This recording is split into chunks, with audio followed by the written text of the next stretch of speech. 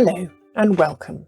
My name is Mary Lou and you're listening to the Hera Hotspot podcast, which is all about well-being for women both at home and at work. In this series, we'll be meeting some holistic practitioners and exploring their wonderful therapies and how they can help us in our everyday lives. In this week's episode, I'm delighted to invite back Jean Barclay, an Anusha healer and angel channeler who I'm privileged to call a friend and mentor. Jean is also helping with a book that is an introduction to spiritual life, where she shares her experience of how spirit has impacted her life. After the overwhelmingly positive response from our last chat, I felt there was a lot more left to discuss. This week, we talk about energy and light and the importance of keeping our vibrations positive and high. We then receive some powerful news from Archangel Gabriel about the impact of heart-centered healing and how the angels use our energy to do their work. I hope you enjoy it.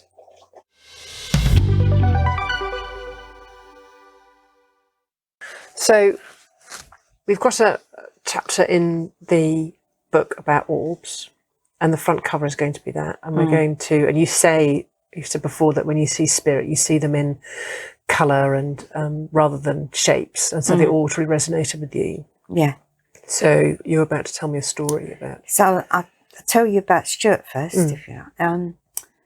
When I lived in the hotel, and Cole lived and worked with us some of the time, not always, and he'd go off for the winter. He'd go back to stay with his friends, and we'd stay at the hotel. And it'd get to March, and we'd start decorating, getting ready to open up. And we had a corridor through the middle of the hotel. And I'd leave my room to walk back down and go into the hotel. And these orbs would follow me along the skirting board. The whole way along. I'd go down the stairs. I'd just get to the office and the phone would ring. And it'd be Kai saying, I'm coming back now. And it happened so many times that in the end I felt, and I didn't know that was Stuart then, but it was the connection. Stuart came to me in the orbs, and it was always when Carl was going to come back, if there was something going on, I'd walk down that corridor and that orb would follow me. It would walk along the side of me. It just was so obvious in the end, because every time the phone went, it was Carl, and that orb had followed me in the corridor. How big was it? About that big. It's about 10 inches across. Yeah, big, really. And because I'd never seen spirit like that before, I knew it was spirit, but I wasn't putting Stuart with it until Cole, he was the answer, really. Going back to the other story, John lived next door to us. He'd just come back from Afghan. He was in his early 20s and done his tour and went out for the night, went in his friend's car, drove down the road, got killed. No. And that's tragic. It is tragic, because being young and all that stuff. But before that, Jill came to stay with us in the cottage when we lived at the hotel, when we'd sold the hotel. And she used to come a few times because the boys had gone off. They was in Afghan. And she said, I really want to do John's room up. So I said, I'll take you to Trago. She said, I want to get everything brand new. And she said, I love the borders because it was cottagey. I said, okay, we'll have a look anyway. Obviously, no blue borders, and they was in trays. And the top, and Jill didn't know much about what I could do or didn't do. I didn't talk about it. And we're standing in front of these trays, and they was all pink. And she's tall, like Jill, and she said, I won't get it today. Then Stuart went, tell her to look in the top tray. And I was thinking, there's a blue one in the top tray, Mum. I said, Jill, can you just reach up in the top tray then? She said, but there's no pink. I said, well, apparently there is. She said, how do you know that? You can't say. I said, well, Stuart's just told me there's a blue one in the top tray. She's going to go, bonkers. Anyway, she put her hand in the top tray and she brought out this blue one. It had Japanese writing on it. Black. So there was only one. So she bought it. She said, oh, you know, whatever, I'll buy it because it's blue. So I said, well, that's the one he's saying you got to have. So she's gone home and painted the room. That one border went right round the room. And John come home. He'd been off to do his training then. And he came back and he looked up and he went, what on earth made you buy that? So she said, well, I was with Jude. She told him the story about me getting it from Stuart. And he went like that, lifted his arm up. He said, look at that, I've just had my name in Japanese put on my arm. No. Tattooed. Sure. And she said every time he come home, June, he'd lay there and he'd go, Mum, tell me that story again about Stuart. The night before the funeral, because I was staying at Laurie's, Stuart's walking around the bedroom waking me up. Come on, wake up, Mum, you've got to go. I said, oh, yeah, it's too soon. I ain't got to go to the funeral yet. Mum, but Mum, he shared my birthday. I said, yeah, look, I would have known that if he had. And I went off to sleep. And when I woke up, I said to Charlie, I had this, Stu's been here all night telling me about John shares his birthday. I said, I would have known that, wouldn't I? We were mates. They lived next door. Anyway, we gets to the church, the order of the service. Sorry, Stu. 20th of January. No. Different years. Yeah. Same day. And I said to Jill, why didn't I know that? Or what, you know, I just didn't know it. Worryingly, I never stopped thinking about those boys.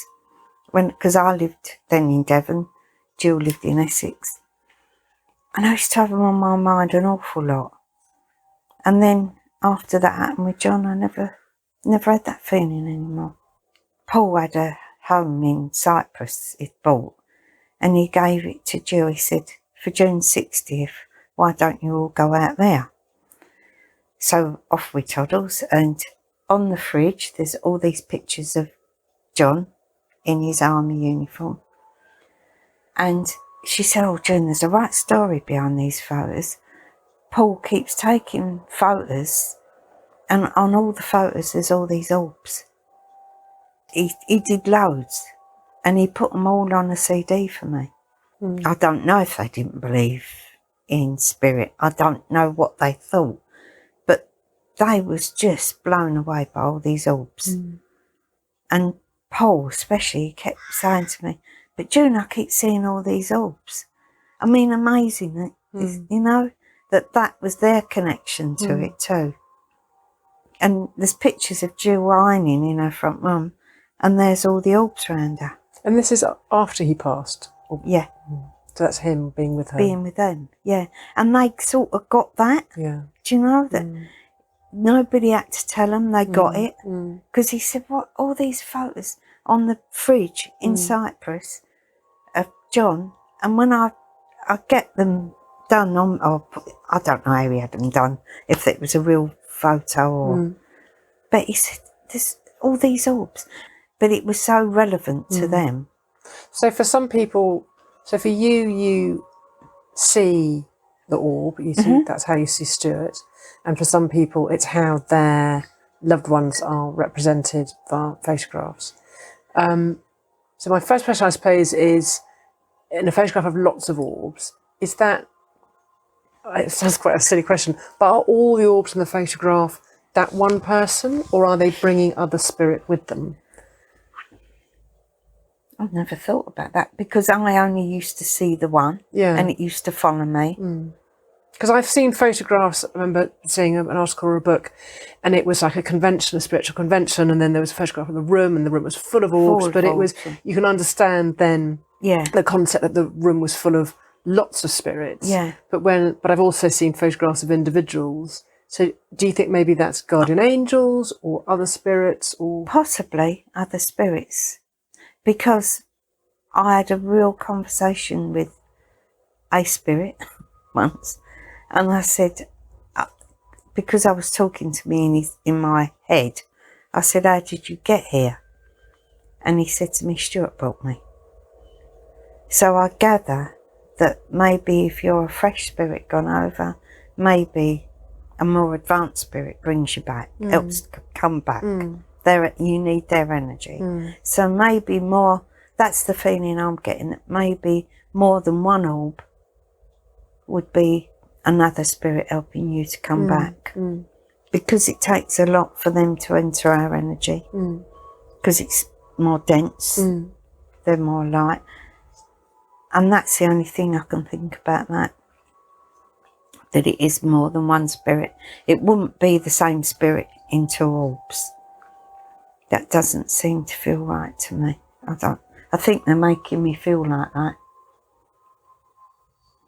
So individually, I'd say, is connected to one spirit. So really, when we think of angels or spirit, especially angels, we as man, we put them with wings and like God sitting on a throne with a big white beard. But really, would you say that that quality of light and orb is actually how they exist? How when we're in that energy is how, not necessarily how they come to us, but how they are anyway, within themselves? Yeah. I think just light and energy. For me, it's like the feeling of how they travel, how they can travel in that energy.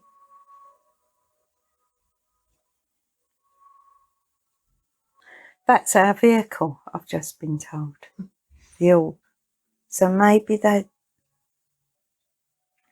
our vehicle for showing you, it's a condensed energy. As you know, we're everywhere. We can be in lots of places at one time. But maybe you don't always see that energy. And an orb condenses it. It's interesting, isn't it? I never thought about it like that. So it's like their vehicle of showing you that they're there. So because we're not seeing the subtlety of their energy being everywhere, they have to bring it into a concentration in order to make it obvious enough for us to see them. Because obviously Stuart could have got to me lots of ways, but and it was always in that corridor because I expect I was focused about walking and not thinking of 19 other things at one time. Is that how you see him now? Is it still like that? No. I've not seen orbs for a long while, actually. No, it's more of a knowing for me.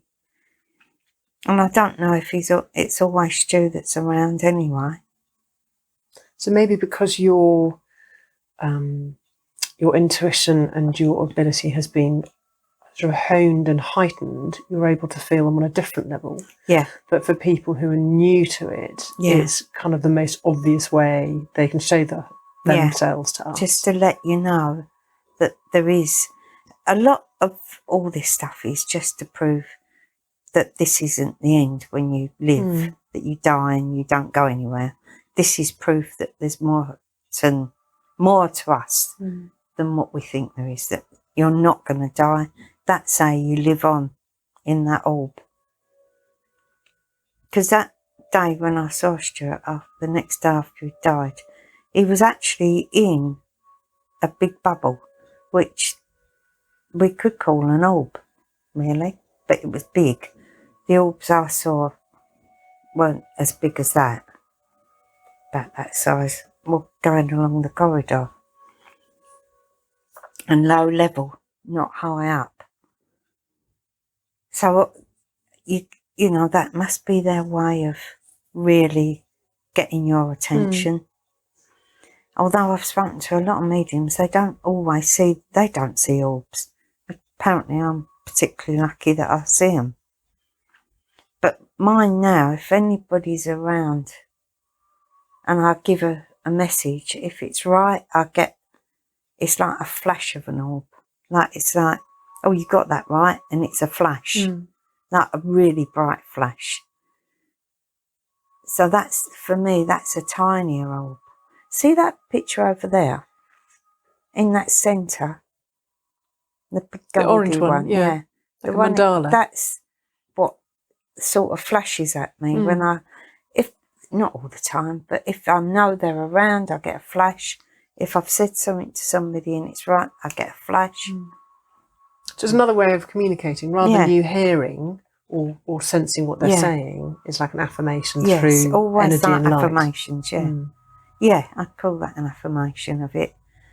You know, they're there, you're getting it, because we all need that little bit of backup. You don't want to give the messages and think you're giving them wrong.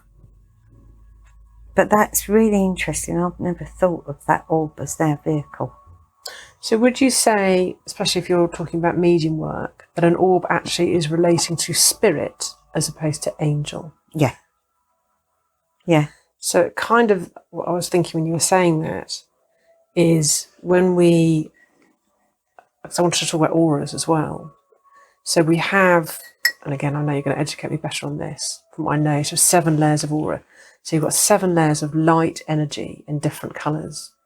So maybe if you translate that to an orb, we're always carrying around our light here on Earth. Yeah. So then when we pass on, and I've heard that as you pass, the different layers go at different rates. So that then is our orb. We're taking our light energy with us. So we no longer have in our human form, our body, which is our vehicle here. Yeah. So then we're having our vehicle of light in the spirit world. Yeah. So they're kind of, in a way, one equals the other. Yeah. One is one in a different form. Yeah. Our orb is wrapped around our human form. Yeah. Oh, you could say that, couldn't you? That's what the aura is. Is actually your orb that you take back with you. And maybe because it's full of love and spirit, that it's brighter, but obviously now our auras change colours. Because I was thinking when you're saying you get this flash of affirmation, that when one is feeling positive and bright, that our aura, one likes to think, is as bright. Or if you've been meditating or receiving healing, it can be white or gold. So when it's in its best state, whilst we're in a human form, it's glowing. Whereas if you're having negative thoughts, or you've been around someone who is, or a situation that is negative or traumatic, one presumes that your aura then reflects that colour. Yeah, it does. Which is a very human emotion. Dulls. Yeah, it just, I don't think it goes dark. I just think it dulls. Doesn't have that brightness. No. That's when I see somebody in distress, maybe you can say distress, or it's more, I see it more as a knowing than I actually see it now. What I do see more with somebody that's maybe got a lot of grief is that the aura is very close to their body. So quite compact, yeah, maybe. That's what I see more. Thinking about it, I'm just sort of questioning myself. Like with somebody's full of life and maybe working with spirit, they're very bright and big people. But when somebody's in grief, it's very damped down, close to them. That's personally what I see. So when you talk to us in, when you're channeling and we're in meditation with you, you'll often say about if we're receiving healing and that colour comes into our aura, and then for us to make our energy as big as possible to then put over our village, our town, and ultimately the world. And so that our aura becomes bigger. So if I relate that to what you just said about someone being in grief or distress where it's compact, it's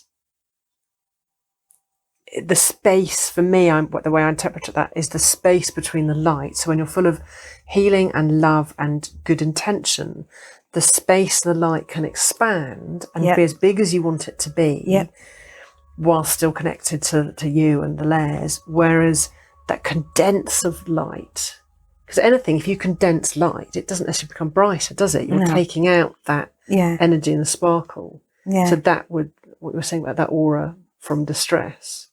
So maybe it's for all of us to find that way of putting that air, that space, that light within our energy field through coming from the heart, through meditation, through healing, through intuition, to make ourselves lighter by stretching our your energy. Yeah. By expanding it. Mm. I called it sitting in your own power, because when you sit in that space, you can change the way you feel. Mm. And believe me, I know a lot about grief. And you have to work at it so much to get out of that heart hurting so much, because that's what does, everything hurts. And whether that's a protection that comes in, because if you close down you feel protected, maybe that is. I've never thought of that before until now, that it's almost like you shut down for the protection so you can heal from inside, because it is an inside job. It's not out there, is it? It's in there, and it affects everything. And you have to go to a space where you can maybe rationalise it all. And on working on that is where you can actually come back. I find it really interesting, whether it's a strength of mind, a strength of faith, strength of body, that you can actually recover and come back from it all. And it is, how long's a bit of string? And nobody should beat themselves up how long it takes. I think this is a lifelong job, all of it. Living is a lifelong job. We go through so many emotions, and everything that we do, we're working on ourselves. Everything to open the art centre. For me, I get that people close it down, but in the closing it down, it still hurts. It doesn't matter what level or degree of hurt you get, go straight into the heart. And by actually closing yourself down, it doesn't help, because it's going to hurt anyway. So you might as well be open with it and try and work through it. But me sitting on this side of a lot of grief. And if I don't know if I'd have known how to do that when I had all that grief given to me. I think it's a really challenging thing that you go through with grief. Stuart talks about it in the book. He channeled that, but it's okay for everybody to say, oh, you work through it, but we all do it to different degrees. And some people never ever get over it because they find it they maybe haven't worked on it, or they've shut it away, the grief, and don't want to look at it. There's so many levels. I'm really hoping that book will help people to get to a place where they can go and get help, or a bit more understanding on it all. So listening to you is, so when you're in grief, and I've been very lucky that I've not been touched by that close, deep grief. But by shutting yourself down and protecting, understandably, and trying to find that within, because you're so vulnerable to look out and try and seek that from outside. But by doing that, you're condensing, talking about auras, so you're condensing that layer, creating a barrier, I suppose, against the light. Yeah. And as soon as you're able to open up your aura and your energy, you're allowing then the healing and the light to come in. Yeah. Which is, again, a massive form of trust. It is. And faith to go, actually, I know if I can shut down, I know where I'm at. I may not like where I'm at, but it's familiar and I'm safe, and I know what I'm going to get. Yeah. Isn't it? It's sometimes people are like my husband with pain. I know what I'm going to get if I don't seek help, because that becomes a whole hope thing. But and I suppose with grief again, there is hope that it's going to be different. But you get stuck in that, I know what I'm going to get if I'm in this space, and to open up, I then become vulnerable, and I have to trust that someone's going to, or spirit are going to have my back. Yeah. And support me. It is a big trust thing. Very. But if you look at it the other side, if spirit do have your back. They do. And that's the journey. By just letting that little bit of light in. And for me, people were placed on my path to help me find that light. Without those people, I don't know where I would have been. But is that the lesson in all this? That I trusted and I had faith enough to go looking. That I really believed there was people out there that could help me. So that was, again, talking energetically, those people didn't come to you when your energy was tight. You started to open up your energy and be curious. And the more you did that, the more people were put on your path. Yes. And then you opened up more and more and more. So every time you opened up, another kind of layer of knowledge from someone here on earth, as it were, or in human form, came and supported you. Yeah.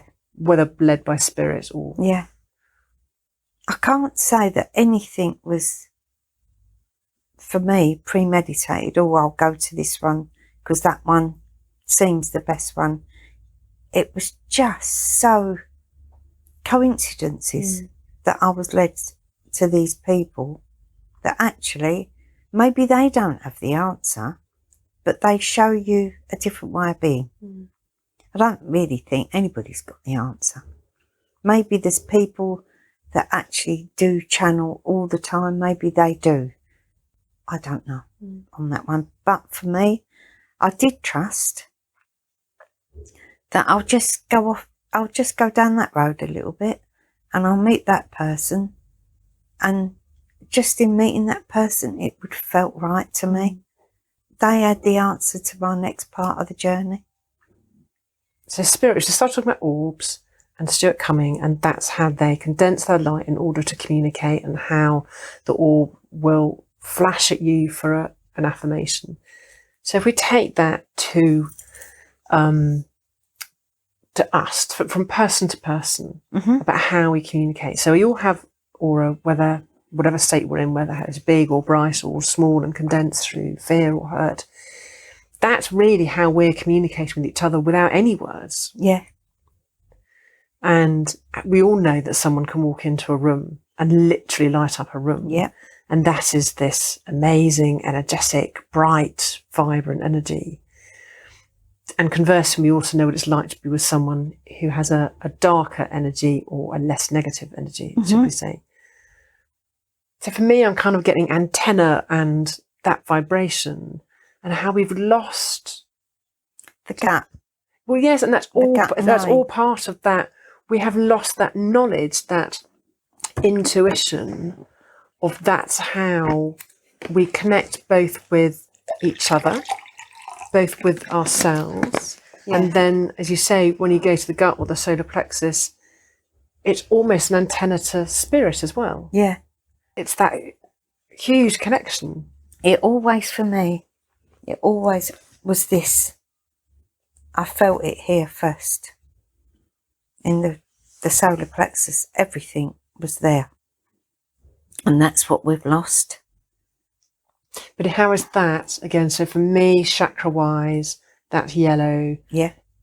Again, is that tied into the aura, all the chakra colours, and that the gut, the actual chakra and the colour of the chakra, does that relate to the aura? And is that part of the communication system?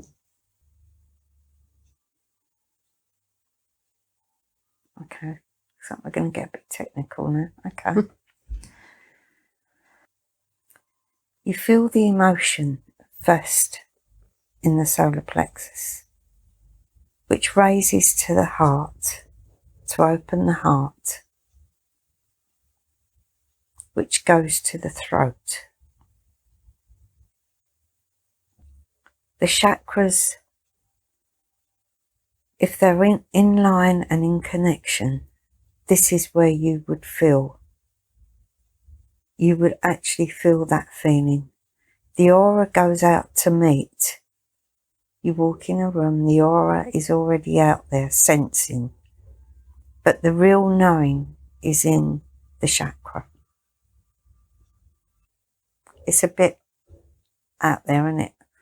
So the way I I'll read what they're saying is, you've already got the knowing in the chakra because the aura's gone out first and sensed who you would talk to in that room. And from there to there to there, because you'd go on and speak, wouldn't you? Yeah. So this would have to be open. So the aura almost is like your antenna if you're an animal, and that vibration then comes in to your chakras, into your knowing. And then the knowing kicks in. The aura meets the other person's aura first, which is what I'm sensing. They're telling me the aura is out there. And then this kicks in. This is a very primeval way of being, isn't it? Because now everybody thinks with their mind, but actually this was the solar plexus was I expect, when we was living in caves, I don't know, that would have been the primal bit that you would have felt there. Because everybody say, I had a gut reaction to that, because that's where it is, it's there. But primal makes out that actually it's no longer necessary, but I would say it's not more than necessary. It's the initial way we do it, and we've lost that. Yes. So it's not like we don't need to know if a saber-toothed tiger is coming out when the snow's coming. We need to hang on to that. We do. And not let the ego and the mind come in and cloud that. Yeah. Because if you go with that, your gut reaction will always be right if it's honed and looked after. You know that if you walk in a room, the person that you want to talk to, you can feel it. Or the person that comes up to talk to you, if they're negative or nasty, you wouldn't want to speak to them either. So there's a lot going on before the words actually come out of your mouth. Whole circuit. But it's not even, I would put out it about meeting a person, because this whole situation can have energy to it. It can. Can't it? And I was also going to ask that, as far as I know, and I don't know very much about it, that the earth has an aura or chakras and colours. So you're not just dealing one-to-one, you're dealing with a whole earth energy. Of stuff. And that's, when you feel off kilter, it normally is because your chakras are out, or there's a lot going on the earth plane or in the heavens. It's also connected, the whole lot of it.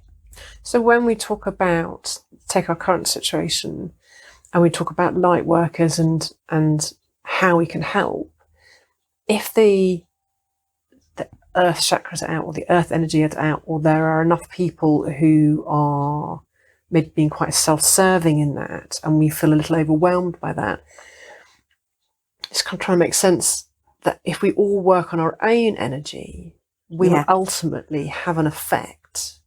The more light workers or more people align themselves and make our auras as clean or as bright or as intuitive as possible, we will have an impact on the bigger energy of the earth. Yeah. And all the people who are either self-serving or using power or have the wrong motives and their energy is misaligned, hopefully we will let, use the word overpower. We will. It's a hard one, because we come from a place of love. And if you're coming from a power struggle, they wouldn't look at the love in the same way. No. Their love would be the power. I do really believe that now that there's more light workers than there. Maybe they was always there, but there's more talked about it now. And I know how much power goes out from here when we all get together. I always see it as massive. That must make a difference. There's more people picking up the challenge to be light workers. We can swamp the negativity with the light workers working at a rate of sending out the light. And also it's for the light workers to actually live in the light and not have any negativity with them. You actually have to live it, to be it. At the moment, there is a power struggle going on.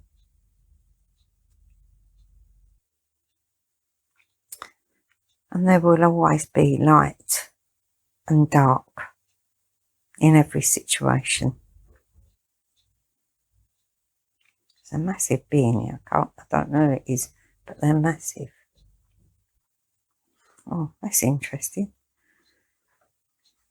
I just got told we question it too much. I got told before that if we shine the light, it's like a torch. Once the torch is shone, the dark goes away. So that is for us to shine the light. Get that, I know that. And to shine it as much as we can. But that's what I got told. We paid too much attention to that. It's making me feel, if you're working with the light and that's enough, that's the bit that you do. That's the bit we all do. If we're like-minded, then that's what we do, isn't it? We work with the light. But they were saying about a power struggle going on. So I get the power struggle is that we need more people to shine the light. So I was going to say, when we use the phrase light workers, it would be really easy. We were talking about a lady you were watching this morning on YouTube doing a video, and there are people who will work with roses, will work with cards, will work with in lots of different ways. People that we watch that who help us, and it's really easy to look at them and go, "Well, you're a light worker. You're a light worker," and I would go, "Wow, I'm not really a light worker because that's kind of not what I do." But I think in a way we're all light workers. We are. Because it's not about saying, well, I don't have a healing gift or a reading gift or a connection to spirit where I can channel. When we're talking about the energy, and if we're sitting in from the heart center or in love or in meditation, we're light workers when we're able to use our energy, our aura, in a positive, loving way to put that out to the world. And that's what ultimately is being a light worker. So really anyone can do it. Anyone that either comes to a group or listens to meditation is a light worker, because we have the ability to connect to our heart, to our intuition, to our own guides, which we all can, in order to put out that light, as you say, to swamp. That's what a light worker is. Caring enough to send it, to sit, even just to sit in meditation. You get a connection. Everybody gets a connection then. And your aura would be such a different colour because you're doing that. And that's all it needs. And imagine that just being sent. Yeah. I keep looking at that card, which I know you were told to put out today, which reads in the front, "Through an open heart, one hears the universe." And if we work from the heart, everything is from the heart. We can then connect and spread that light. Yeah. And it doesn't, to be a light worker, you haven't got to work at being a light worker. You just have to care enough. If that's my and actually trust enough that when I say do the work, when you sit and you connect, that is doing the work. It is. And trusting that feeling of lightness and love, that is the work. Yes. That is putting it out to the world. That is all you have to do. And as you say, we're all doing it, some to bigger or smaller degrees, or longer or shorter. It's all light. Yeah. It's all love. Yes. It's all going to have a positive, energetic impact. Just thinking of somebody else, caring about somebody else, that's light working. Because you're caring about somebody. Nurses, doctors, they're all light workers. They wouldn't want to be called that because it's spiritual stuff. Because they're trained to work like that. But I've always thought to be a nurse, you've got to be it's a calling. It's a carer. I think we're all called at a certain degree to care. And it's how much you listen to that. Sometimes it's overpowering and you have to do that. Sometimes it's subtle and you do it subtle, but that's still fine. Even if you're, say, a hairdresser, but you're listening to people's stories and you're giving that succour and that love and that comfort. It's all the same. The same. Exactly the same. So it's coming from the heart. Nothing is bigger or smaller than anybody else. It's all the caring. It's just caring for each other. And if on some place on that is the love in your heart that you're doing that with, you can say, I love my job. And if that job is healing, hairdressing, caring for somebody, lots of people say that, oh, I love that, I do that job, and it doesn't feel like I'm working. Plus, when you're doing that, not only are you doing it from the heart, but if your vibration is lighter because you're happy doing it, that energy is still going out. Very different to doing something that you really don't want to do, you don't like doing it, or if it's grief or upset, or because you have to work through it. There's no way around it. You have to face it, sit with it and work through it. And I really think that even in grief, it is a lesson we don't like, but it is a lesson to make you wake up and go looking for something. So what came to me is that we all have a responsibility. We obviously all have a self-responsibility, but talking about a job or a profession, you're saying about when people wake up going, I love what I do, it doesn't feel like work. We all have a responsibility to find that. And it's not just for ourselves, but because when you're working in that vibration, it's helping all of us. Yeah. So it's not just about, well, you're unhappy in your office job. If you make a change, you'll be happier. It's an understanding that we're all part of the whole. We're all connected. Yeah. So when your vibration is high, you then affect all the people around you. You then affect all the people around them. Yeah. So from a world point of view, it's really every energetic imprint has value and is important. Yeah. It all feels very philosophical today, doesn't it? It does. But I've written down when you were talking about energy, feeding energy, and that if there is, whether we're in a room with someone who is negative or ego-led, or one is being governed by people like that, the more you tap into that energy, the more you are feeding that, because you're kind of going on the same vibration as either that individual or the concept or the governing or something that was really challenging. And I know that I've been really challenged by world events. But if you engage with it from the heart, and I'm not saying you have to love it, but you observe it, but you're still having a loving emotion, you're not feeding that energy further. Yeah. Does that make sense? Yeah, it does. Personally, I don't watch the news or have anything to do with it because it's all fear-based. They want you to keep you in a place of fear, to keep you controlled. Absolutely. So, to me, none of that washes. I'm quite happy not to know what's going on. Maybe not, that's not right, but that's where I come from. Because any of that negativity shuts my heart down. I can feel it.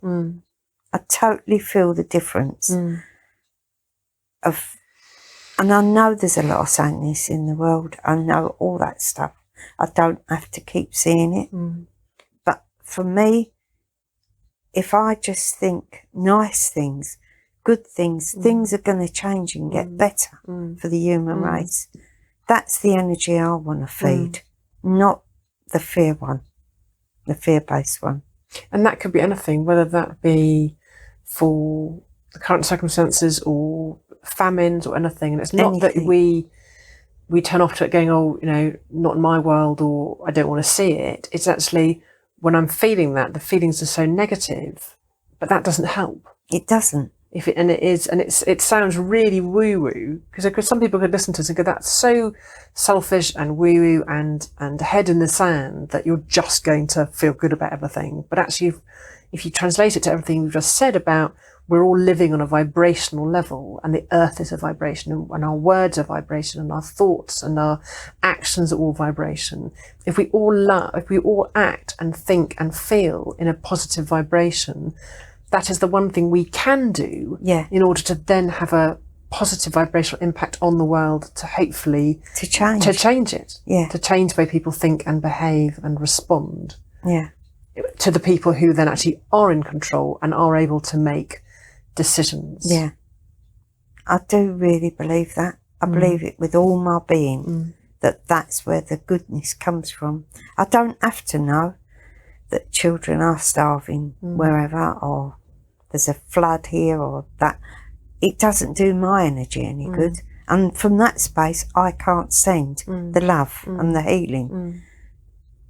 From my point of view, I can send love and healing all around the world every day.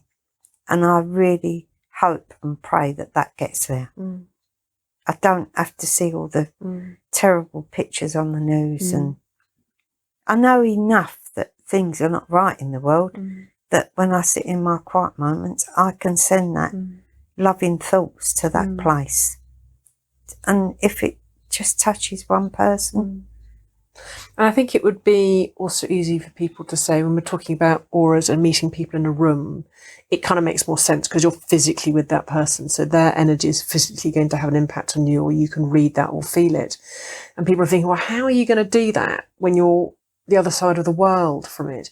But it's also having that understanding that that energy and that vibration is, it's not even miles away, it just is. And that's part of our human brain that we can't comprehend because we're so linear and so human about it, and our knowledge is so limited, that the energy doesn't necessarily have to travel so many thousands of kilometres. It just does. Because you and I have both experienced, I know other people have experienced, when we've listened to readings, whether live recordings or by watching it back, and you can feel the energy that they're sending out, whether it be in smell or by energy or by word. And it just does. It just exists. So what you're saying about sending the energy, I totally get it, that it will have an impact because it just, energy connects on that level. Michael's, you know, Michael Pringle, when he said to me, he lived in Slapton in those days. And I never asked him. He knew what I worked at. He knew I did healing. He knew that I run a circle. And he always said to me, if I go out of my home and stand in the garden and I look towards Thurleston, I knew when June was working because the light came on. I find that amazing. I know it works. I find it amazing that he told me that. It's what I needed to hear, because the ladies sitting in here were talking about the news, and all the energy was jagged, and the only way I could stop them was by saying, you don't realise what you're doing by being in here and sending the love, how much that goes from here out. And that was the proof. He told me that. He could see the light coming up. He could see the light. And he said it just lit the whole of Thurleston up from out of our little shed when we're sitting here meditating or giving out the love. Amazing. So if we all do that all of the time, when we sit in group, even on that Zoom, this week I could see how far that went. That went to the universe and back. I don't know how many was on there this week, but everybody's heart was open and doing the job. It's, you know, to me that's magic. That's what I consider is a light worker. Just sitting, sending that, or in everyday life, being kind to somebody, being nice, being open and honest, and just accepting that your world might be a little bit better by being like that. I remember doing a heart math course. I don't know if you heard of it. It's the American. And it's kind of all the same to me, but you sit and you breathe and you focus on your heart centre. And I would literally imagine my heart as a lung, and you breathe, and it's about getting coherence in your blood pressure and everything. So all your basically your vibration becomes coherent. And you had to sit opposite someone who wasn't doing the technique, but how by being in coherence, I was picking up things. And I'm no medium, you know, I don't have that gift, but I was picking up things from his world, from where he lived, and sort of objects. And at the end of it, they were saying about how you can do world healing, that if everyone is in coherence, that vibration, and then had this image of all the lines merging, sort of convexing, and it was sort of a beautiful image of how you connect with people. And if you're all in coherence, how you can heal the world, because it's just a vibration. We're all connected, and you and I happen to be sitting, within 6 feet of each other, but then we're all going to meet people. So that vibration goes out and out and out. And the more we change that, the more it will reach. So the heart people. Vibrates at that level, and the vibration of that level is love. That's it. So coherence, love, it's all the same thing. It's just that vibration, the same. And I get that heart math because Laurie does it. She does it all. It's extraordinary. Extraordinarily powerful. But for me, it's just a visual, because I could see it on this graph that she was showing us, and I was all plugged into it.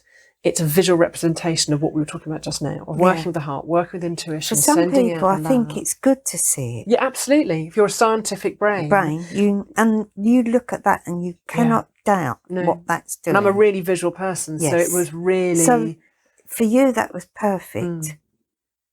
On a level somewhere, I sort of know that. Yeah. Because that's,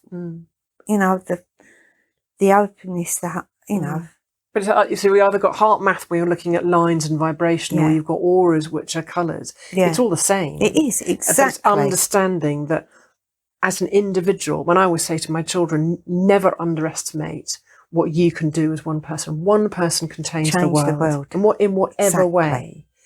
And it's trusting that we look at it energetically. At the negative people like Hitler. Look at what he changed in the whole of Germany. He must have been so powerful. And then you get someone like Winston Churchill for England, and in his way, he changed that war. What happened? He was an amazing man. Who knows? Maybe he was connected somewhere. He had to be. What a job on your shoulders to do what he did. We all want to look at the good over evil, don't we? That's what we want to look at. And I really believe it just takes one person to care enough to change your area, even sitting in your home, sending that love. It's magic. But if you can't see it, some people think, I can't see that, so what would be the point of doing it? Until they try it. And they change then their attitude to other people. I'm not saying that you live in airy fairy land all the time and everything's wonderful, because that isn't how it is. But if you keep bringing yourself back to that place, you can actually live in a much nicer place. But then trusting that all the positives that come from that are because of that, not just because they happen to have happened. Yeah. Because you could easily go and think, well, okay, so that friend came to see me and she brought me cake, or she brought me good news. It just happened. It's knowing and trusting, again, with the heart, that when you put it out there, that the positive stuff that happened are as a result of that. Yeah. It's like the gratitude thing. It's the law, even the law of attraction. If you're putting out there good, hopefully at some stage you're going to get good back. That's a given, really, isn't it? I'm not so good on the law of attraction. I just that's believe. More about. So it's quite a simple way of, if I'm putting good out there, good will come back. But from my understanding, it's more that when one vibrates at the energy of what you want in your life. So let's say it's success, not necessarily financial success, but I'm successful at what I do.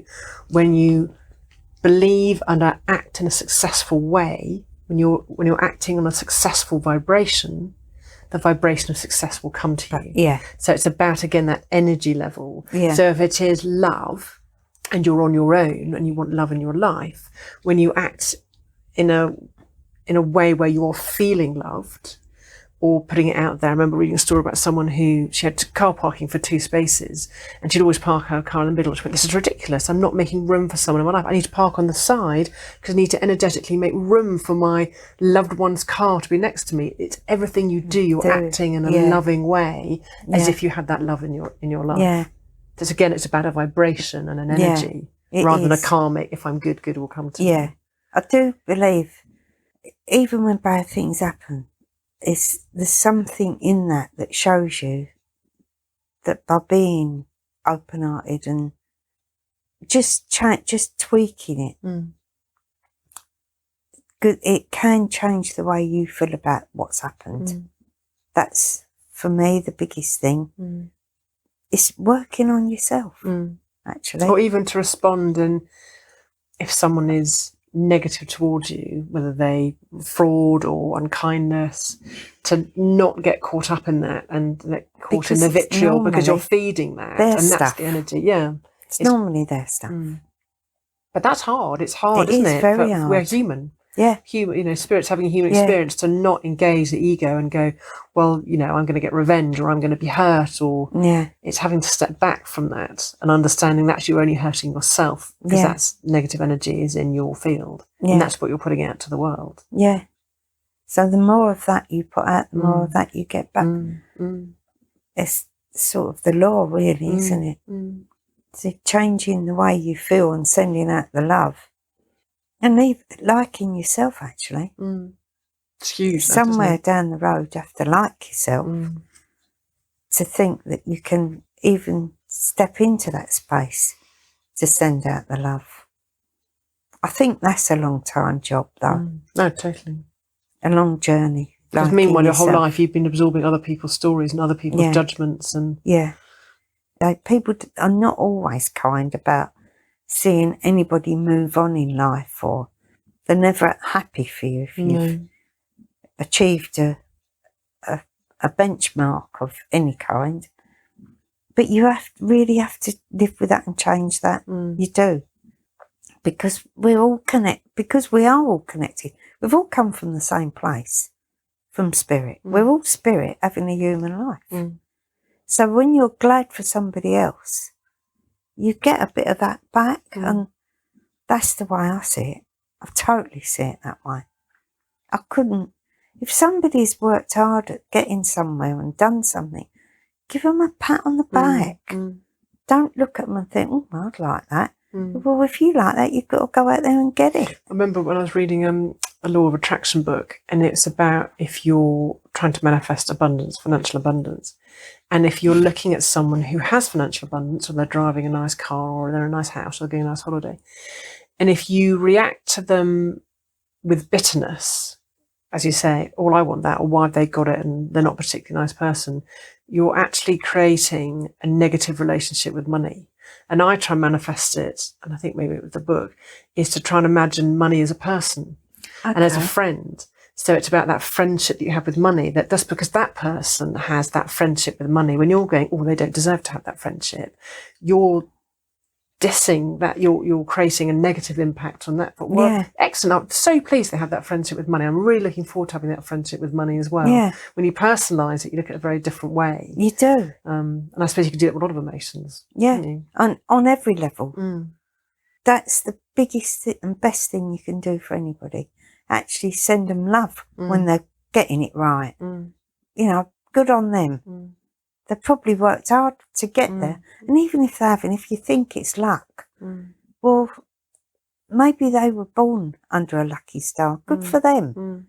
And if we can all attain a level of something in our lives, that's what we're here to do.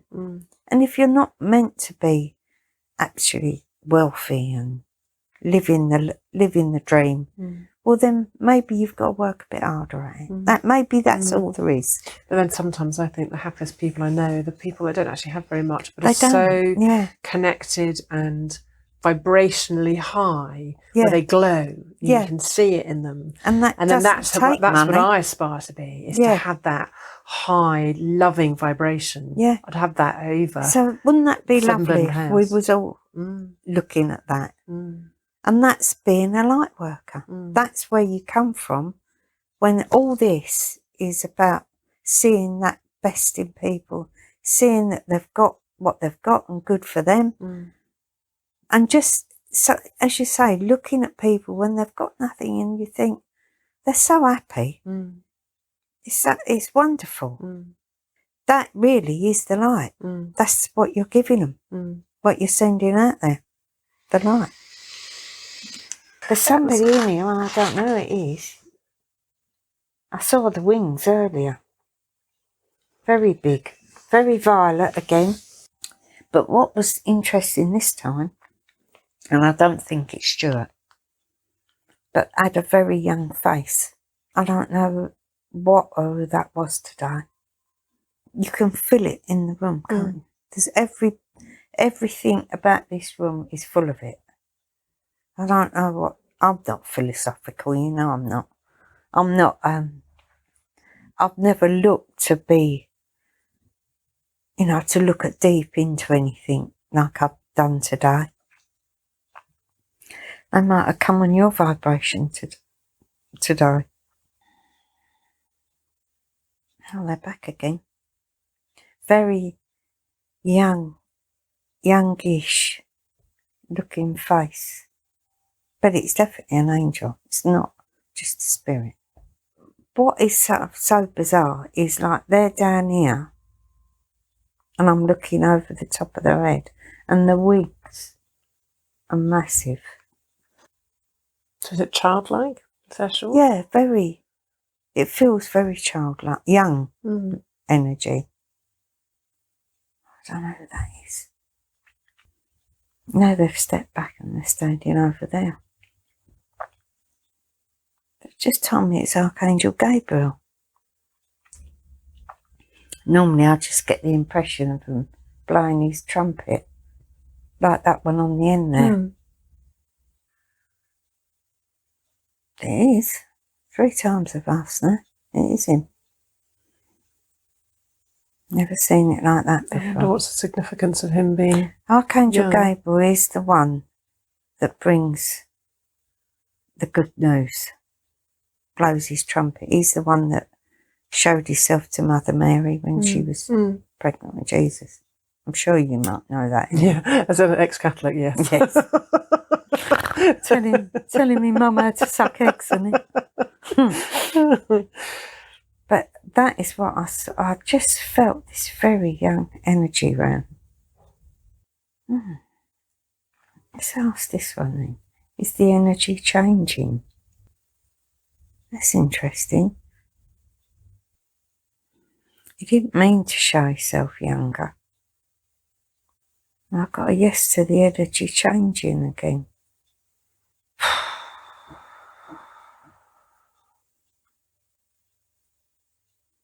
I just asked him, because is our energy changing, and is that what you're using? And that's a yes. What energy is changing as a result of the conversation or as a result of the circumstances? Is this as a group energy? Is it the energy from today too? I just asked him if he's confirming what we talked about today, and that's a yes. So not forgetting that other people are going to hear this, so it'll become a group energy shift, because hopefully what we've talked about will have a positive energy shift on other people. On other people. Is that the idea? That's a big yes. Wow. Okay, he's just said I had to keep still for my energy to start changing again. So the energy is going to be more powerful now.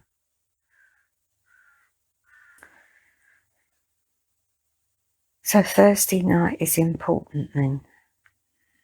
Okay.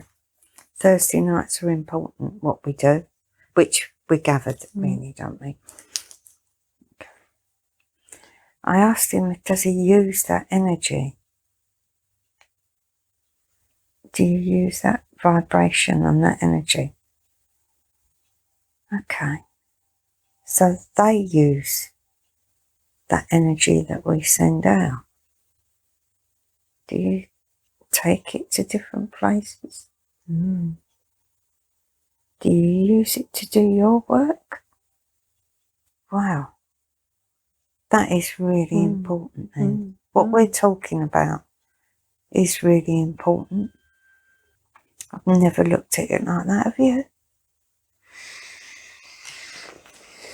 No, because it feels that they're bigger than us. They're bigger than us and they're self-sufficient. But then if they're working with us on that vibration, let's say if they work with other universes, or if we all have different vibrations, they need to work on our vibration, and maybe by us putting the energy out there creates a vibrational range within which they can work. So we're talking about putting the light out there to help someone in famine or in an awful situation. They need to work on that ray almost that we're creating, not as a portal, I don't really want to use that word, but as a way of... A wave? Yeah. A wave of light? Mm. Okay, now. So can you tell me, does it go out as a colour? Okay. That's a no. Can you see the energy? So just a vibration? So is it a vibration that you feel? It's a big yes.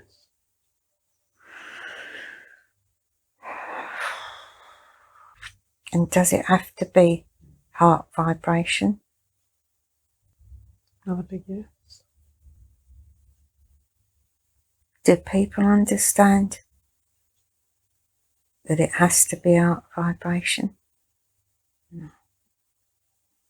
Can you think from your mind about just sending healing? Does that work the same? No. So it has to be intentionally from the heart. Oh my God, this is deep, isn't it? So when the angels come and work with us on a Thursday, you take the vibration and use it. Yes. So we're sitting in our own homes now, not all together in one room. Does it work the same? Yes. So can you tell me that all the people that work on a Thursday evening from here in their own homes, are they all heart-based? Yes. That's our connection, is it? Yes. Yeah. So just asking, do we do enough for the light working? Yes. So as a group, we're doing nothing. Oh my God, it's a biggie, isn't it? I've never thought that. I've never been told that, thought it. I just thought we were sending the good stuff out there. Mm. No way would I have thought that they use that. That's But amazing. If you try and put that into context of everything we've talked about today, about orbs and auras and energy vibrations and heart math and travelling, so the more we're on that, the more we raise our vibration through the heart. We were talking about working with the trust and opening ourselves up to spirit, but now it's not necessarily us being able to accept from spirit, but we're actually giving back. Yeah. And they're, dare I say, not reliant, it's advantageous for them. So it's a two-way. It's a two-way thing, which I suppose I never thought about. Yeah, but it is, isn't it? Because if they give me the messages and I give it to somebody else, oh my God, in my brain. I asked him if this is why it's Gabriel today. Because obviously it is good news, isn't it? Is that why? But also Gabriel does announcements. And he's giving us an announcement, and then by proxy we're giving other people an announcement. So we're announcing something that people don't know. Yeah. Oh, goodness gracious.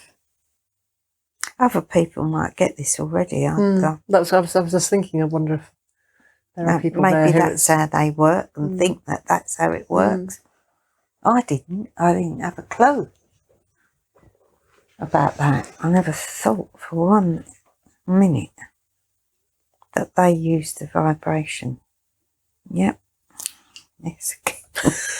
It's that mind blown, Jean. And you?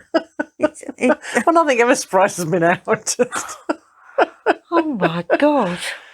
I feel like I'm shell shocked. That just shows you, doesn't it? You can send, you you just think you're doing your little bit, and that little bit is enough, isn't it? Because I know I do see the energy go out there, but because they're bigger, you think they're bigger and better than us, don't you? But we're all in it together. I don't know if you've asked this. Is it that they're literally taking our energy and sort of travelling with it and depositing it, or are they using our energy to feed their energy to enable them? Does it get amplified? Is it literally taking our energy, or does it feed their energy in order that they can? Okay, I've just asked him if you answer another one. Do you use our energy to amplify what you do? No. No. Do you use our vibration to do what you do? No. Do you use our vibration? Or do they take the vibrational, the healing vibration from us to deposit? To deposit somewhere else? And that's a yes. Which makes sense to me, to be honest, because when I do the healing over the phone, there's certain people, I always start chatting. I say to them, you don't have to talk to me, but obviously you have to have that rapport, hello, whatever, can you make yourself comfortable? You're going to do some deep breathing. Are you laying down? Are you sitting up? I'll do all those questions. And on some people, I know when they're with them, like Julie, she immediately starts yawning, and I know they're with her. When there was somebody else, and I just knew, because they're giving me the feeling of where they are working. So that makes sense, doesn't it? So that makes sense. Two things for me. That when they say, we'll help you, but you have to ask. So it's like, basically, will you be a conduit, or will you listen? And when we're talking about sending it around the world, they're our conduit. Yeah. They're our vibrational conduit for sending our messages. Yeah. Because even when I do, it's about 20 minutes it lasts. And when I feel them sort of leave me, I feel the difference in my hands. So I ask this, have I finished healing? And that I'll get a yes. And then I always say, are you still there with the people? I always get a yes. And sometimes it's 10 minutes, sometimes it's 15. And I say to them, can you just stay where you are for the next 10 minutes? Because they're still with you. But you've done this in the heart. I do it If you've been healing here, you will sit down, but you'll say, right, you've got to, and I'll be zonked from a personal experience for another 10 minutes because you say they're still working on you. Yeah. So you've given them the energy to carry on. And the permission to do it. To carry on. Yeah. So that's really what he's telling me, isn't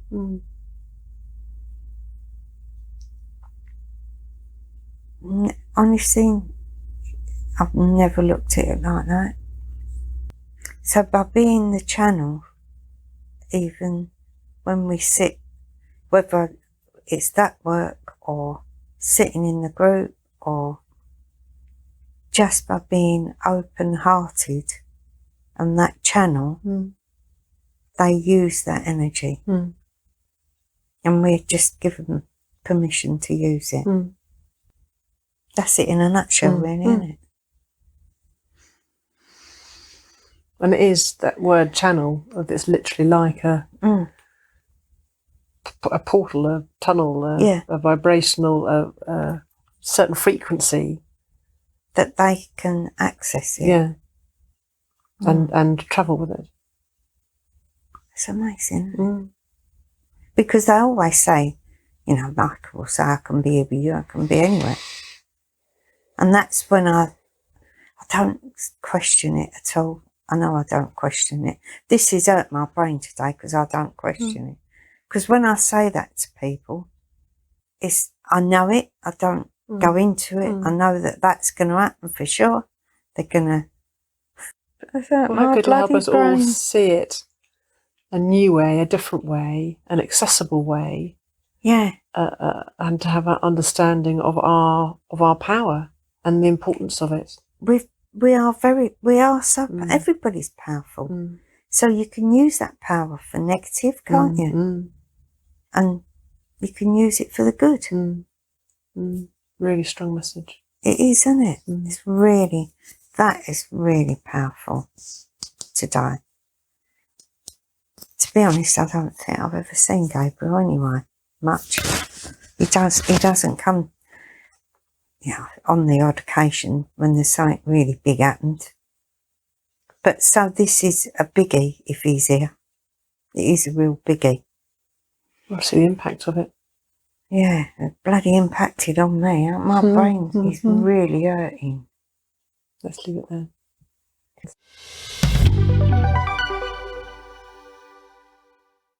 Thank you so much for listening to the Hera Hotspot podcast. I really hope you enjoyed listening to June and I chatting. Maybe you'd like to check out our Facebook page under Hera Holistic. As the book gathers momentum towards being published, I have no doubt that I will be having more chats with June about her work and how we can work with spirit in our lives. Until then, take care.